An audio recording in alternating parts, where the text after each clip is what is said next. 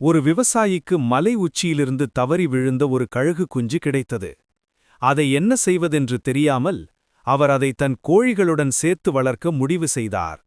அந்த கழுகு குஞ்சு தான் ஒரு கோழி என்று நினைத்து கொண்டது.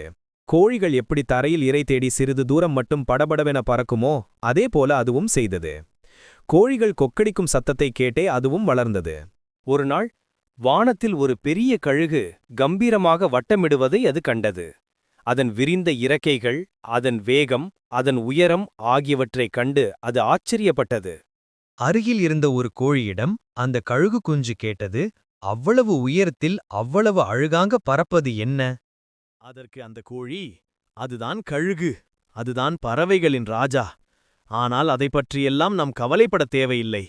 நாம் எல்லாரும் கோழிகள், நம் தரையில்தான் இருக்க வேண்டும் என்று அலட்சியமாக சொன்னது. அந்த கழுகு குஞ்சு வேறு வழியில்லாமல் கோழியின் பேச்சை கேட்டுக்கொண்டது.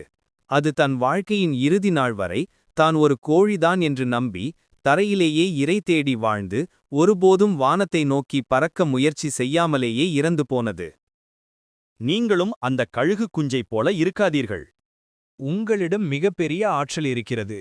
உங்களை சுற்றியுள்ளவர்கள் உன்னால் இது முடியாது என்று சொல்லலாம். நீங்கள் அவர்களுடன் பழகுவதால் அவர்களது குறைந்தபட்ச இலக்குகளே உங்கள் இலக்காக மாறிவிடலாம்.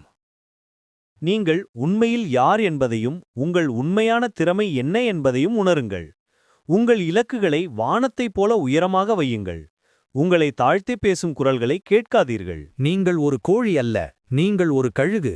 உங்கள் சிறகுகளை விரியுங்கள். உங்கள் முழு ஆற்றலுடன் வானத்தை நோக்கி பறக்கத் தொடங்குங்கள். இது போன்ற மோட்டிவேஷன் கதைகளை கேட்டு புதிய வாழ்க்கை தொடங்க சப்ஸ்கிரைப் செய்யுங்கள். உங்கள் நண்பர்களுக்கு ஷேர் செய்யுங்கள்.